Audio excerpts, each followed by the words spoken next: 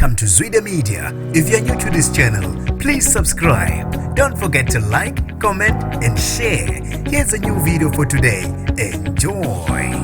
Abatutulwe basala enkundleni abasolwa abathathu abebetholane phezulu namaphoyisa izolo endaweni yasesentini eGoli. Nginibingelele ngiphinde nginamukele kuphina kuphi landibela khona le video. Mangoqala usijoyina kule khasi wamukelekile igama lami ngusibonga konke wakandwandwe. Abasale enkundleni abasolwa abathathu abesebekhathazile ngokubamba inkunzi baphinde bedune izimoto endaweni yaseGoli. Okulumela amaphoyisa uColonel Mavela Masondo uthe amaphoyisa alunywe indlebe abantu thizeni izolo ngezigebengu bezihlomile bamba inkunzi endaweni yasesentini. Ngesithuba zabo 7 ntambama amaphoyisa besenekeleka khona endaweni yesigameka afice izigebengu besihamba ngemonto iFordofiko bebe sebezama ukumisa le monto kanti izigebengu zavele zavulela ngenhlamvu zibhekise emaphoyiseni. Amaphoyisa abesephendula ngayo inhlamvu kube khona ukudubulana ngebhadi yagcina imonto yesigebengu yaphaphalaza yayoshayisa udongo nowila abaphume khona baxuma. Amaphoyisa aqhubekile nokudubula abathathu basala enkundleni oyedwa ubanjiwe batholakale